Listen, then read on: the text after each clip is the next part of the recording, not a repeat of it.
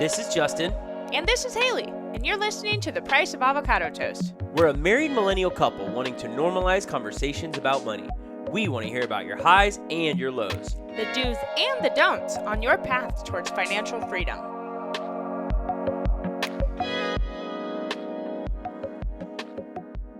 Hi Toasties, welcome to The Price of Avocado Toast. Whether you're a first-time listener or you've been following us from the start of this thing, we're so glad to have this conversation with you today. Well, Toasties, it is time for another fantastic interview. We got to sit down with Chloé from Clo Bare Money Coach. She's a wildly famous Instagram twerker that also disperses financial content. I was hyped on the interview. It was awesome, and I hope that everyone definitely goes to check her out. But first, check out this interview. We hope you guys enjoy.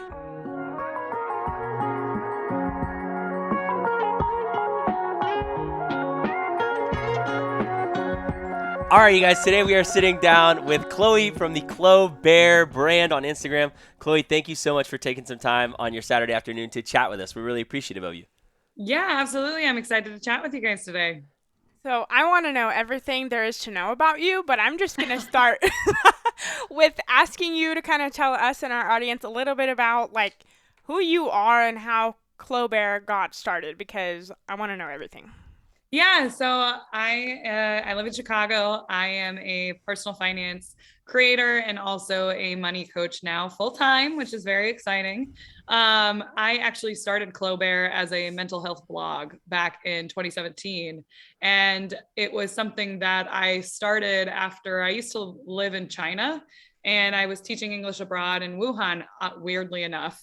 Wow. And little known fact about me. And when I lived in China, I had a blog called Chloé Does China. And it was just this small little blog and it was so fun to do. And it really gave me a lot of purpose in my life. And when I moved to Chicago, I was for several years, I had finally resigned to, okay, I'm just going to be boring and live in the corporate world and doing the thing that everybody does. And I always felt like I was missing this part of myself, this creative outlet. But I was well, I'm not going to do Chloé Does Chicago. Come on, there's got to be an end. We can't do that.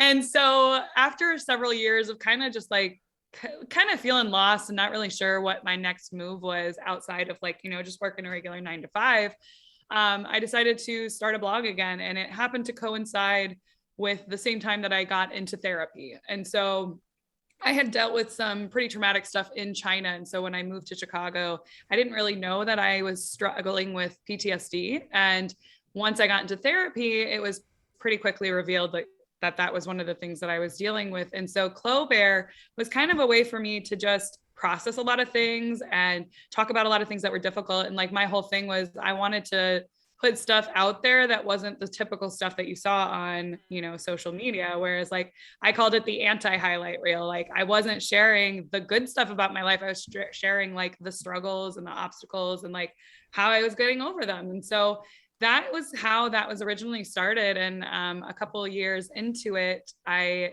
had healed from a lot of things and was working towards, getting to a better place with my relationships, with my mental health and all of those things.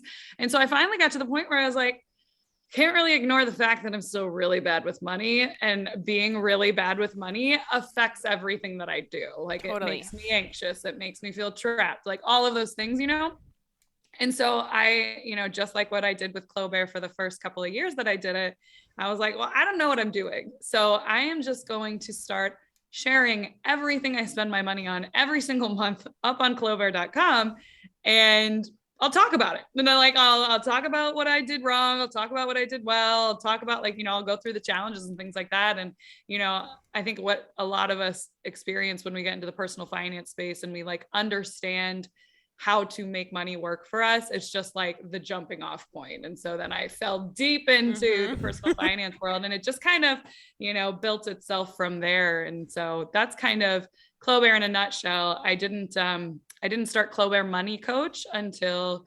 March of this year.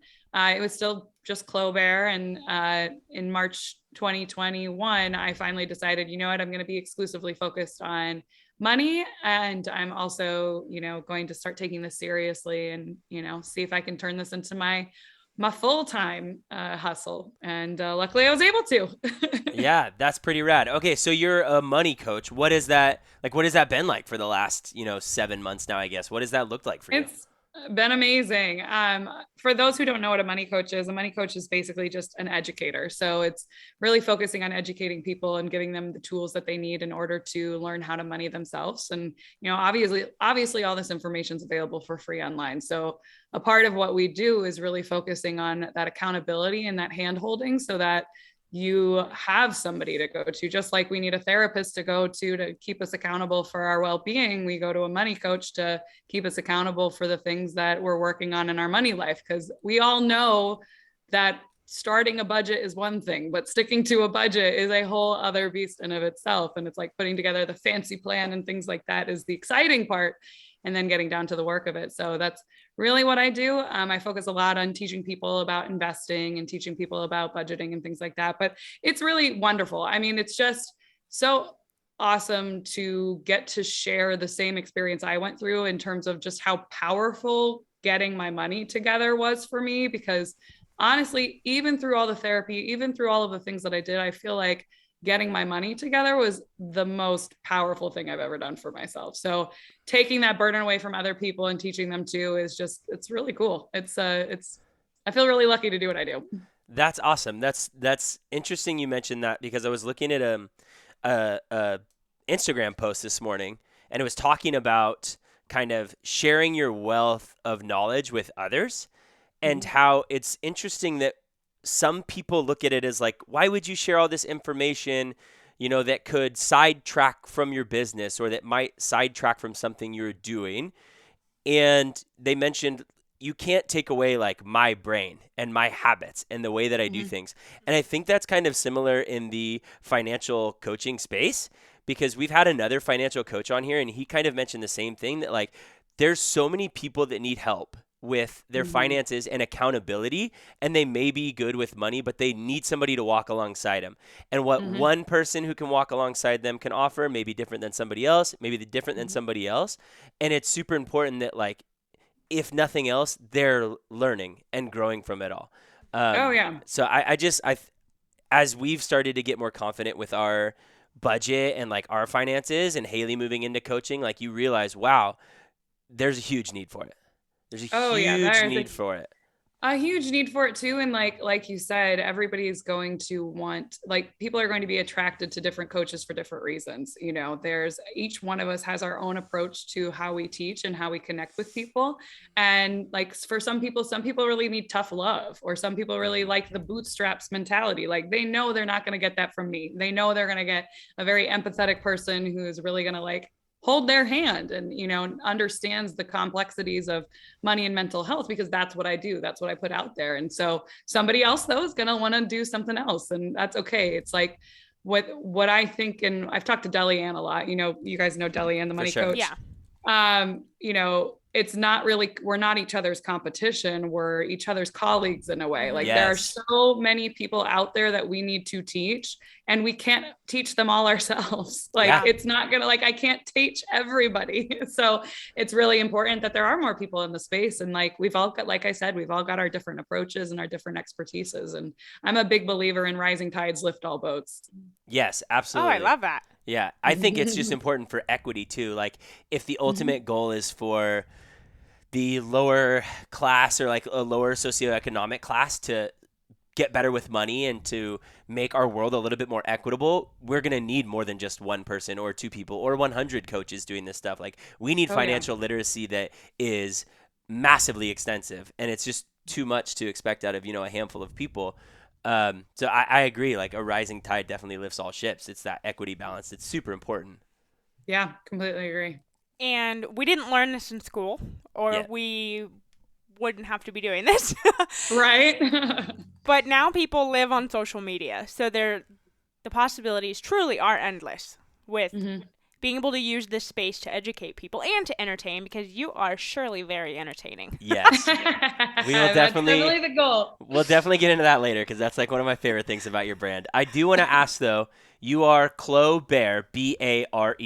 Why not Bear? Like, what's the reason behind that?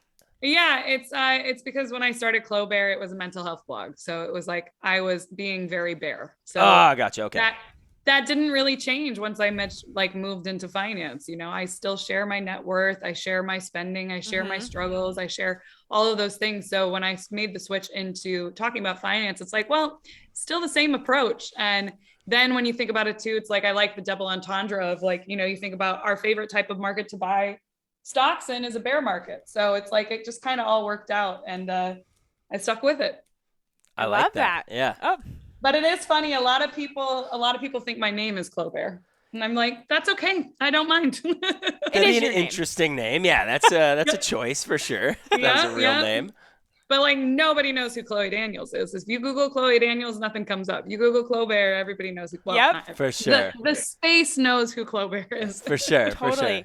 So I want to ask you about your debt-free journey and what kind of debt that you had, and I mean, everyone starts in a different place. So what was that for you?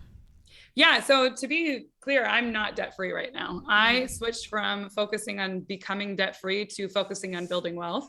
But that is because my debt right now is just student loans, and it's like 3.54% interest rate. So I Mm-hmm. eventually was like, yeah, I don't really need to pay this off early. I'm going to focus on investing more. So when I first started in 2018, at the end of 2018, I had about $70,000 in debt from a car loan and student loans.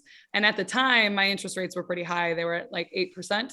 And so I didn't know anything about money, but I had heard a lot about like the debt-free community. And to me, that sounded like something that, sounded good, because it was like, oh, that sounds like freedom. Like that sounds like I'll be able to go live abroad and not have to worry about paying these student loans for the rest of my life and things like that. And when I finally got a job that paid me a significant amount of money, that I was like, wow, I never thought it was $91,000. And I was like, wow, I never thought I would make $91,000 a year. And I was like, man, if I don't do something about this, I'm going to just blow through all this money, just like I blew through my $70,000 salary a year. So I decided to start like running the numbers and thinking like, all right, theoretically, how much could I actually put on debt each month? And I landed on about $2,000 a month. And so I started putting $2,000 a month in October 2018 was the first time I did it. And in the course of 2 years, I was able to put down about $40,000, a little, I think it was a little bit more than $40,000 in those 2 years, just on debt alone. Then in 2020, I was like, I don't want to just be debt free anymore. Like this isn't as important to me as, because my whole thing was like, I'm going to be debt free by 33. I was like, that sounds so good. Like, and it's got a little rhyme, like a ring to it. And then in 2020, like, like I said, once you get into the personal finance space, it's just this rabbit hole. And like, I couldn't stop ignoring the fact that there's this big part of wealth building that I was completely ignoring because I was so focused on this debt. And I think there's this message in our culture that we should be afraid of debt, and like all debt is bad, and like we're conditioned to be terrified of it. And it's like, realistically, I didn't have any reason to be terrified of it. Yes, my payments are still pretty high every month, but cash flow is really not an issue for me. And so I was like, you know what? I'm going to do it. I'm going to start investing. I'm going to learn how to start investing. And then, it just snowballed from there, because, a lot of people know and teach about how to become debt free. But I think fewer people know and teach about how to invest in a way that's really, easy to understand for the average Joe. We were on our own debt-free journey, much like you were, and we were very like, we can't wait to be debt-free, and we're like making posters and like holding ourselves accountable to it, and very excited for all of that. And slowly over time, we're like, okay, wait, what if there is a way that we can manage a credit card appropriately? What if there is a way that we can not put money into debt and instead put it into a Roth? And so we made some pretty drastic changes and sold our home and moved, and we're pretty blessed to have the opportunity to like sell a home and get out ahead. But Mm-hmm. we're sitting on student loans and waiting to pay them off Mm-hmm. until we see what happens with the government. And even then we're kind of like, well, I'm an actual teacher, and so I can apply for public service loan forgiveness. Yeah. And our advisor is a certified student loan professional, and he straight up kind of said like, hey man, your monthly payment could be really low, and you could actually be doing something with your money if you wanted to in another space. Yeah. And so it's just interesting how you're right. Over the course of that like journey and falling into the Instagram rabbit hole, even though that term rabbit hole makes it sound bad, like there's Mm-hmm. such a wealth of knowledge that people Mm-hmm. can share, and you start to feel way more confident beyond just like I need to be debt free and moving into Yeah. the I want to build wealth space. Yes. Yeah. And that's really what I focus on now is just like debt free is great. That's fantastic. But like, what have you thought about this? Yeah, for sure. You put out a reel recently. Um, I don't know the name of the song, but it's like the one that's like, I don't know the name of the song. It's like the super like famous I Could Be Brown one. Oh, yeah, yeah, I yeah. can't remember the name of the yeah, song I right can be now. brown. I can Yeah, be yeah, blue. yeah. I don't know what it's called either. And so you put out the reel where you kind of talk about like being on the debt-free journey and then slowly Yeah. changing into the investing mindset. Was there anything in particular other than kind of like in the personal finance space on social media that made that change for you? Was there any like one moment in time where you're like, maybe there's a different way to do this. Maybe there's another idea to building wealth. Yeah, I think I've always been the type of person, I think a lot of us can relate to this, is that I'd always I swing from one extreme to another. And so I started to recognize my siloed in view of being debt free, there were holes in the logic. Like as I started to read other blogs and watch other YouTube channels about investing and things like that, I kept making this excuse of like, well, it's just my risk preference. I just like my risk preference is preferring that I'm debt free. And like after I paid down $40,000 of debt, the number just seemed so much more manageable. And I was like, am I still doing like the most effective thing? And like I've become more and more focused on being effective rather than just focusing on what's easy, because it's easy to focus on one thing. It's easy to be like,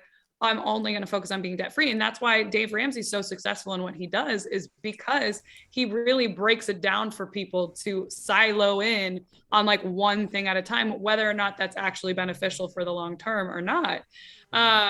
And I couldn't ignore the fact that it was like, I'd be engaging with other people in the space and, talking about investing and just be like, man, I can't wait to start investing. And it's like, well, why aren't you? Like when you run the numbers, it doesn't actually make sense for you to not be investing right now, especially with how low your interest rates are. So I think it was just a lot of really being mindful of the things I was telling myself. Like I was basically making myself believe that being debt free was the only path and like was the best thing for me to do, especially because my parents struggled a lot with credit card debt and just debt in general growing up. They were big Dave Ramseyers too.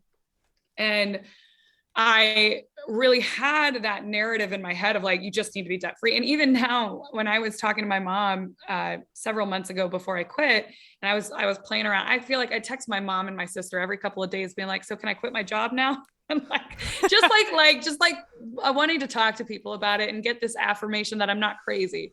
And my mom would be like, I think if you pay off all your student loans first, and you have like a good emergency fund, then you should be fine. And I was like, I'm not going to do that. Like, why would I pay off my student loans? I'm like, she just doesn't get it because she doesn't run the numbers. And she's still stuck in that narrative that like all debt is bad. Debt means you're trapped. Debt means all of these things. Yeah.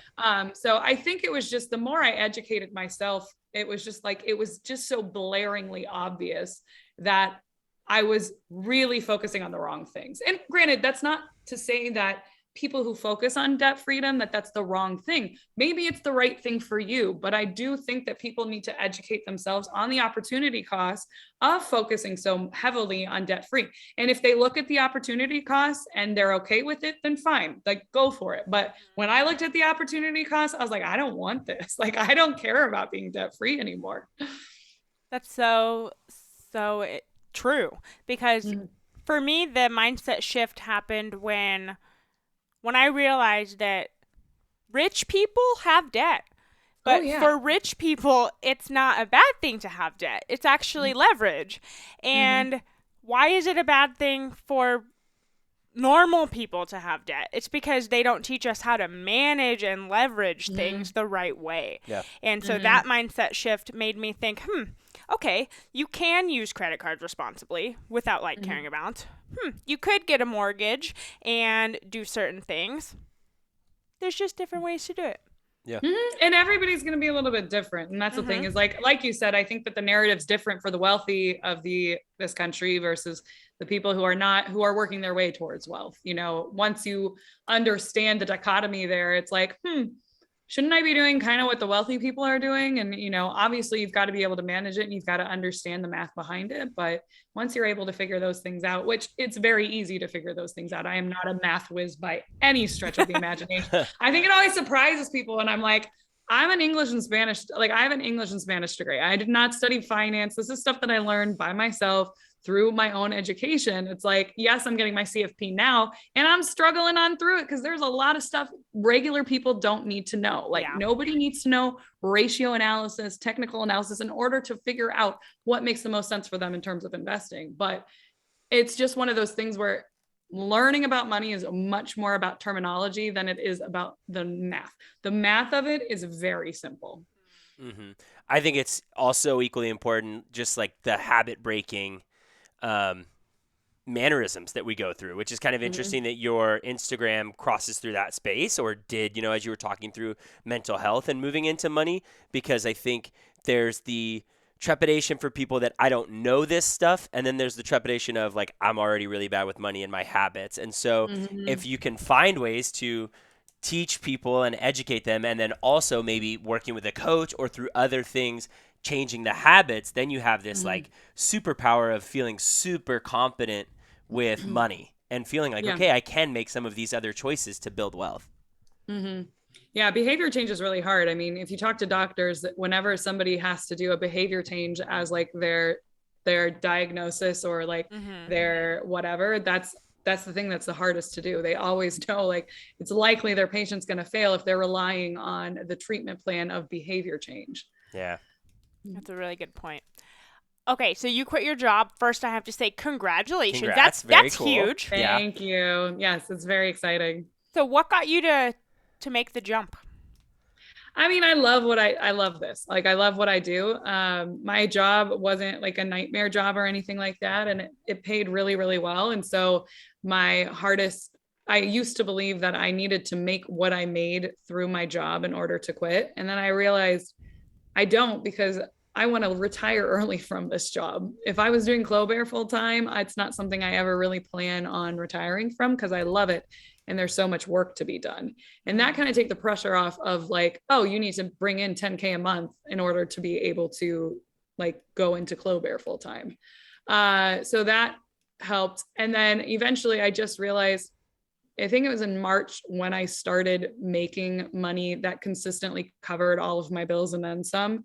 And I was like, okay, if I can do this for like 6 months and I build up a year emergency fund, I'm going to quit. Like, I'm just going to do it. And so again, it was just a numbers thing of just like, let me like see here what makes sense. Like if I have a year emergency fund, I have literally nothing to lose. Yeah. Like worst case scenario, I have to get a job again. And so realizing that, I was like, why wouldn't I try? Like, this is something I love doing. It's something I see myself doing for a really long time. And it's also something that I think I can grow pretty significantly. So it was just like, it just became a no-brainer eventually. Like, yes, it was hard to give up the benefits. Yes, it was hard to get up that 401k match. Yes, it was hard to give up that salary. But the possibilities of what I could do with Clo Bare just excited me so much more. That's tremendous. That's super exciting. If you don't mind me asking, and if you're comfortable sharing, we can certainly dive into this a bit more. Is it primarily from the money coaching business, or I mean, you're pretty big on Instagram. Is there like ad revenue that's coming from that as well, or what streams are making it so that you can do this? Yeah, so it's a couple of different income streams. So my biggest one's workshops. So like whenever I host a workshop, those do really well. And those are like a guaranteed, anywhere between $6,000 and $10,000. Cool. And I don't do them very often just because like right now I'm working on a course, which will hopefully replace a lot of my different income streams. But coaching is probably the second one that, that's the more consistent. Like every month I know I'm probably going to do X amount of coaching. And then I do some brand deals. I just recently started getting into that. So there has been some income from that. I want to say maybe like 15,000 has come from brand deals in the last couple of months. But again, that's like very new to me. After FinCon, I realized, oh, I should probably try to work with some brands, but I only work with ones that obviously that I believe in and things like that. So those are the three main ones right now. And then I'm hoping to move into courses soon. That's exciting. Congratulations. I mean, just personally, like looking through your Instagram, it doesn't seem as though you push a lot of stuff, so it doesn't feel like it's saturated or uncomfortable. So I figured that Good. there has to be something if you're able to make that jump, but it doesn't feel uncomfortable as a viewer or as a, consumer of your content. That's great. I love to hear that. Yeah, that's the ultimate No, goal, and I right? always joke, like I always make a joke about it. So like one of the things that I promote and is I do not have a brand deal with is Hungry Root. And do you guys know what Hungry Root is? No. No. It's like a vegan blue apron, like a Okay. vegan HelloFresh. I do not have a brand deal with them, but you know how it's like you refer somebody, they give you $50 in free groceries. So I'm always joking, like I'm posting photos of the food and I'm like, this is now a Hungry Root account. So shameless plug. I like free groceries. This is not an ad, but also like Hungry Root, you should come sponsor me.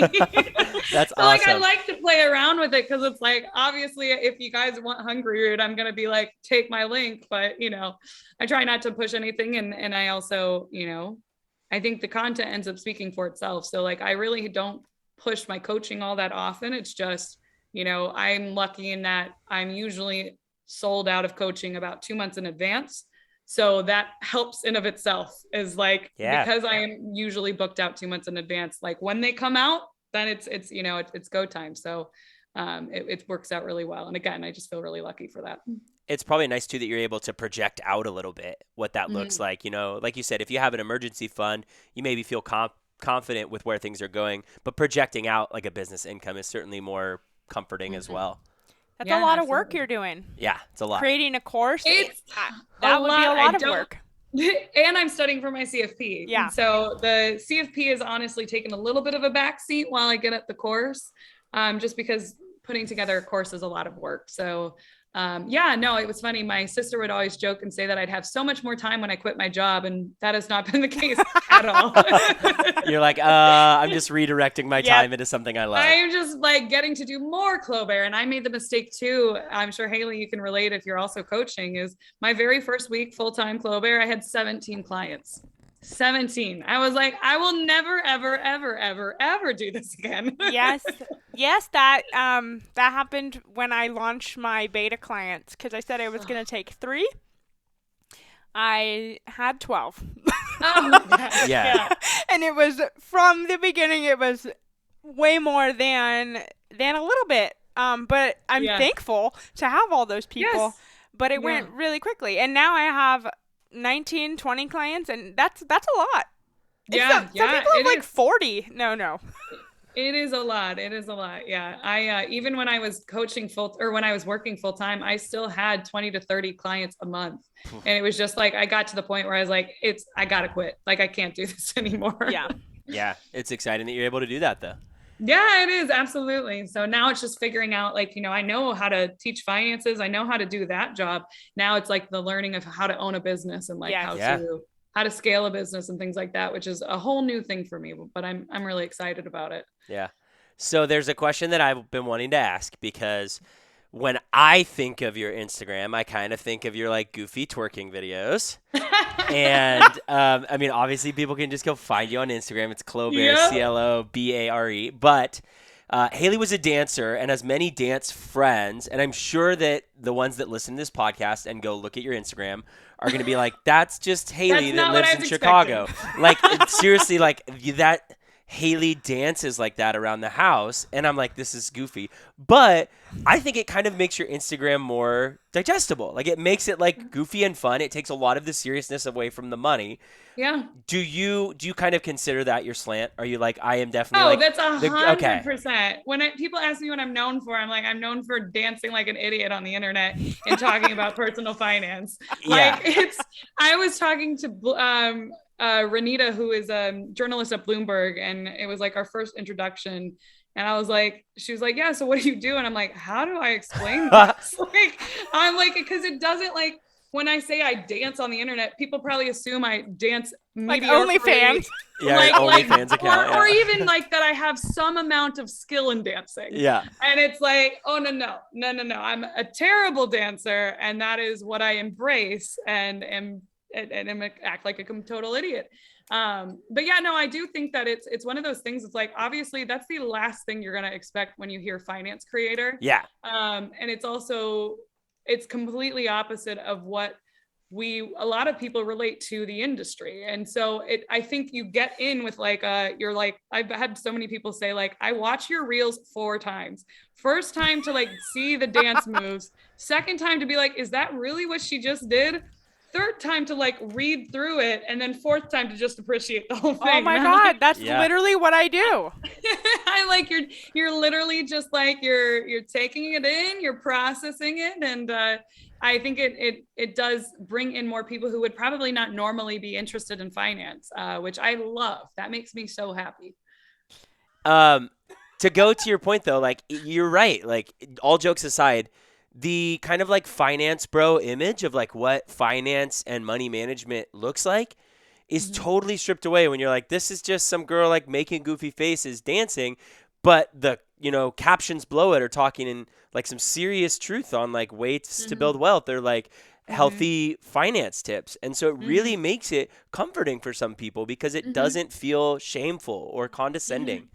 Yeah, it really flips it on its head, which I love. And it makes me really happy because, like I said, I've asked a lot of, I don't know percentage wise how many of my followers like follow other creators, but it's like you get something different from everybody. And like for me, you're going to get that goofiness of making personal finance fun and accessible.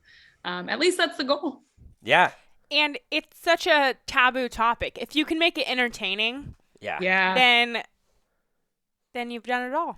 Yeah. Now I just have to figure out how to start dancing in my like workshops. So like, all right, now we're all right, everyone, stand up. They're like, I came here for the dance moves. They're all like, this is not what I signed up for. This is not what your Instagram promotes. Right. Well, but I mean, my personality is the same, whether I'm making reels or whether I'm giving out like workshops. So it's like, I still think I'm able to make them fun in the workshops too, but it's just so fun. I feel so lucky that I get to do this. Good. Oh, I've got to ask, do you live alone? Yes. You're like, is there a roommate that you just like kick out into their room while you're twerking? No.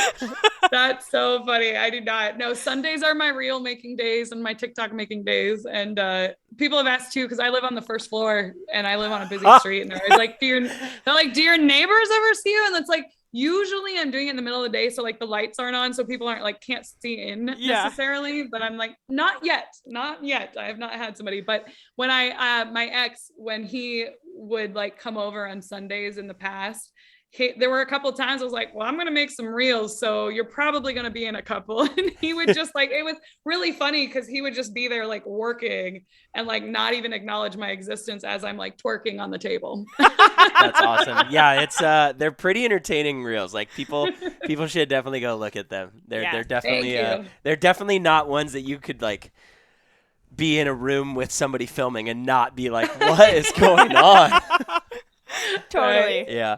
So, Chloe, are there any particular myths like around finance that you try to dispel? Is there anything that you personally feel passionate about breaking the stigma around?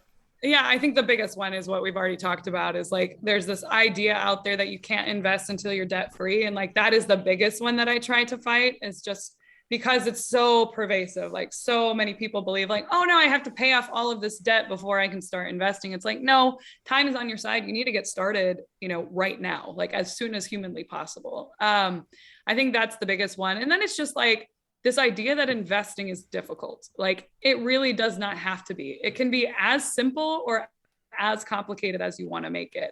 And the thing is, like with financial advisors, a lot of times, or other people who are, well, really, it's mostly financial advisors, but Wall Street and all of that, they want you to believe it's complicated because they want you to feel like you can't do it and you need them in order to do it. And that's just not true. So that's a really big one for me. And that's why a lot of financial advisors hate me, is because I'm like, you can actually do this yourself. Like, it's not something that you need to get super technical with. You can perform just as well as the market, which is better than most of the financial advisors out there are going to do. So that I think is probably the biggest. The other day you posted about financial advisors, and I went to him and I said, you know, we got to look at this. You know, we do use a financial advisor, and I feel like we pay for it because we don't want to deal with it. And some people, they don't want to pay, so they'll deal with it because they can. They have the knowledge and they know that it's not that hard. Meanwhile, other people are like, I just want to be as hands off as possible and have someone else do this. And so we kind of talked about like why we do use a financial advisor, but I fully understand that that's not going to be for everybody. And that's what I always say. Anytime I get one of those nasty messages from a financial advisor, I'm like, what you don't understand is the audience who's following me is not your audience. Yeah. The audience that's following me is because they want to learn how to do it. They have some desire to learn how to do it themselves, even if it's as simple as getting a robo-advisor. Like, that's it. There are always going to be people who want to use a financial advisor. Yeah. That's totally okay. My job is to educate people on, if you do get a financial advisor, here's the things you need to be paying attention to, because there are good financial advisors out there and there are bad financial advisors. And even if you have somebody managing your money, that doesn't mean they have your best interests in mind. And I think that that's a big myth too, is like that we have to talk about, is like, just because you are giving them your money does not mean that they have your best interest. They have their best interests in mind, because they want to make sure, one, you're never going to sue them.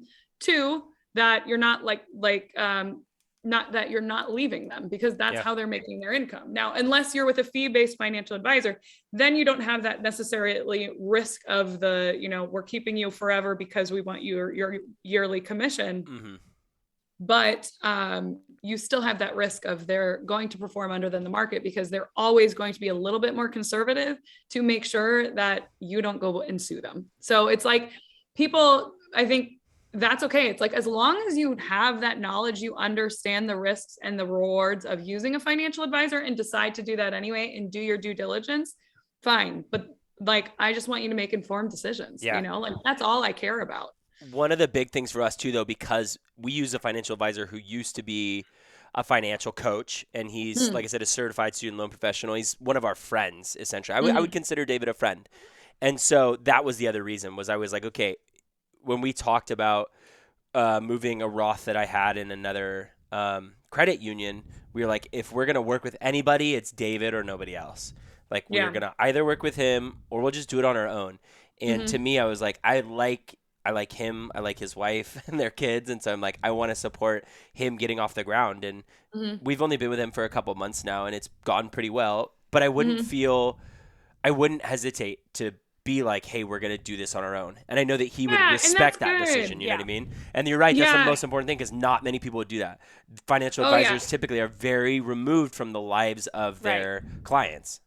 Right. And that's why it's like, there's a list of questions out there that you need to ask. You need to ask if they're a fiduciary. You need to ask what fees you're paying. You need to ask what the heck you're invested in. Yeah. And it's like, you need to at least know, in my opinion, you need to know at least what they're investing in. You need to know the implications of that too. Because like I said, on that post you guys were talking about, this woman had 60% of her cash sitting, or 50%, I think it was like 60% of her money was sitting in cash. That's fucking atrocious. And I was just like, are you kidding me? Yeah. Like, in what universe? Like, this woman has a pension. Like, this is her opportunity to get aggressive. And so it just sends me off. And Northwestern Mutual is one of the worst. Yeah. And what I will say is, for most people, them being a friend is usually a warning sign. Like, for you guys, you're saying like, we don't have any issues, stepping away. Like, that's not going to be an issue. But it's usually a warning sign, because a lot of times it's like the friend is like somebody who you went to high school with. Yep. Like, you're not really friends with them. Yeah. And so they don't really have any allegiance towards you. They don't really care. Yeah. But they'll know you're going to trust them more. So they're probably not going to get as many questions. So like, usually that's one of the warning signs, but that's not to say that your guys' situation. No, but you're right. Like, we've been hit up by people who know us in different realms of like, I had a guy who I know from Twitter, and he's a super great guy, but he's like, I'm doing this financial advising stuff. And I was like, we're good, man. Like we're straight. Cool. Yeah. Great. Good Good luck. for you, man. But like when we sat down to set up our Roths with our financial advisor now, like he was very like he's a former teacher as well, and so he was definitely like That's educating, great. right? He was like, "Hey, Yeah.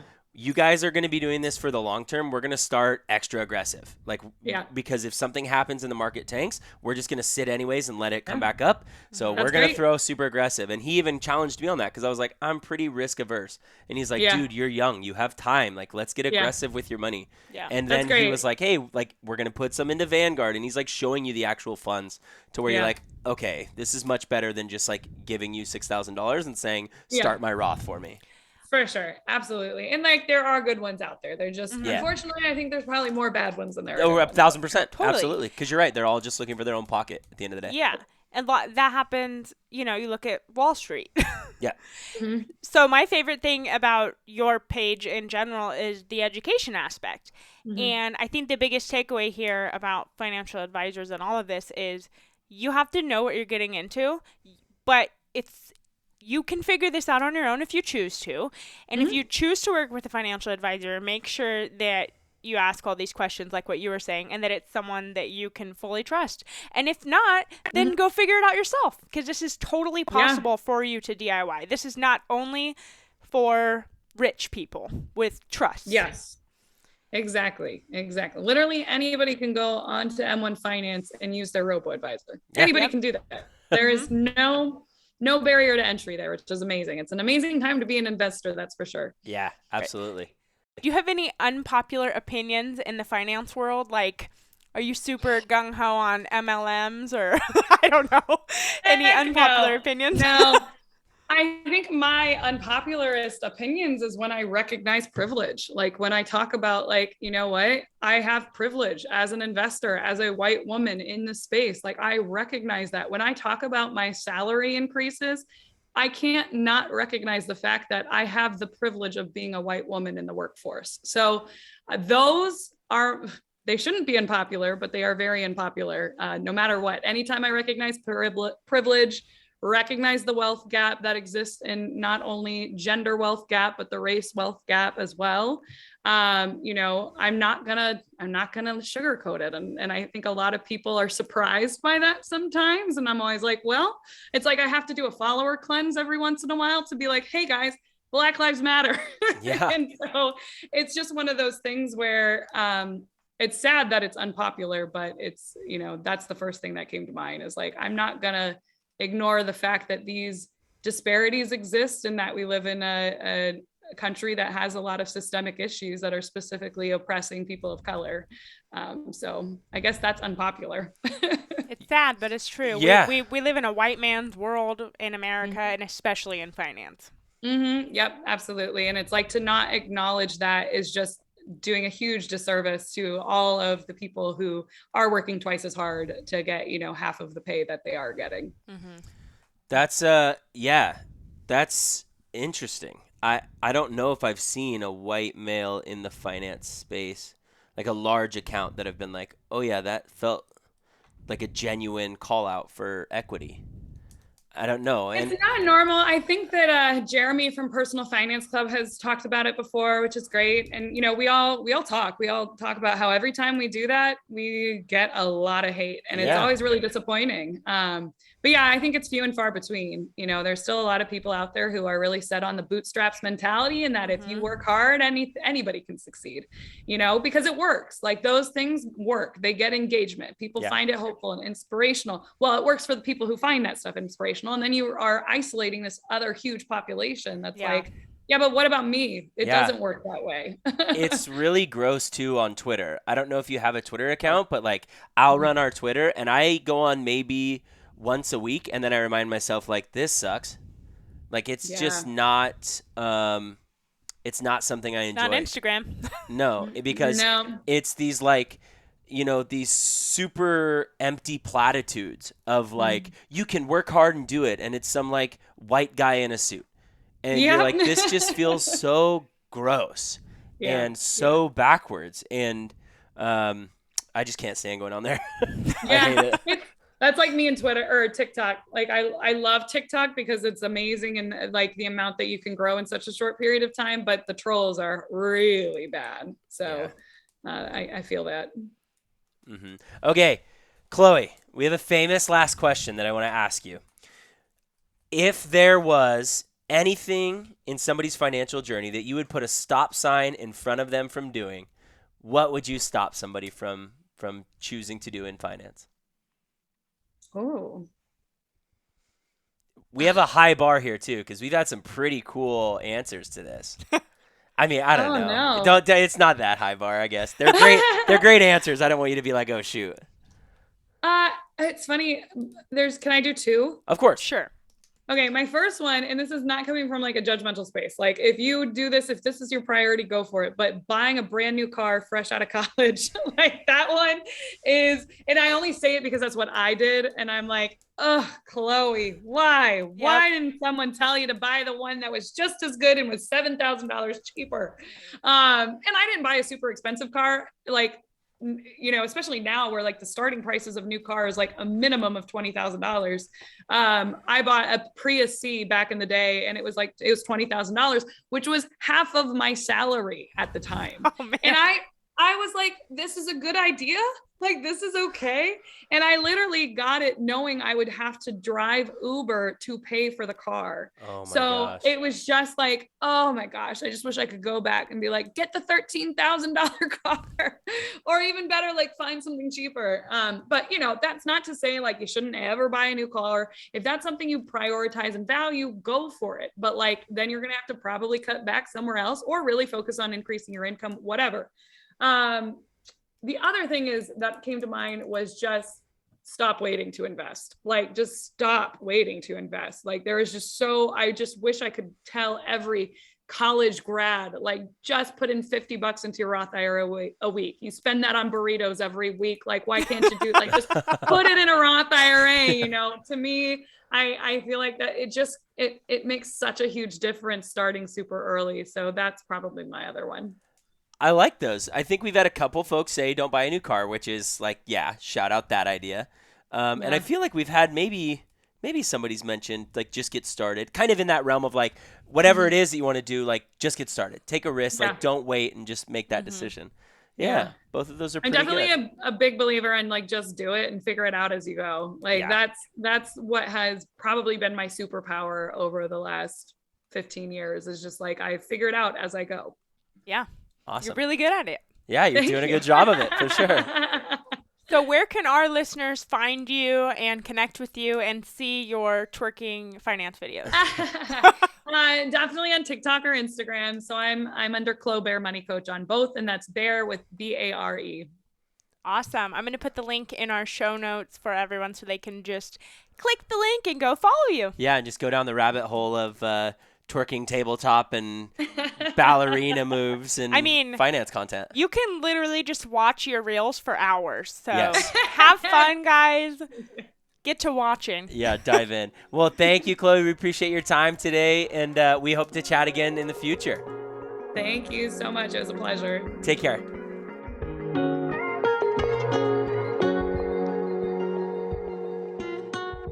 All right, Toasties, I hope you enjoyed that interview with Chloe. It was really good getting to talk to her and listen to her ideas about equity and finance content, and I was just really appreciative that she spent some time with us. I agree, and it was really nice having another financial coach or a money coach. We're all kind of the same thing, but on our podcast because we need more people. Agreed. It was really cool to hear how she's doing things and how she's changing the financial education landscape, for sure. Definitely. That's going to do it for this episode of Price of Avocado Toast podcast. As always, we are so grateful to have had this conversation with you and so thankful to be a part of this community with you. Happy budgeting. You've got this, Toasties. Thanks for listening to the Price of Avocado Toast. If you vibed with this episode, share it with a friend that you're comfortable having money talks with.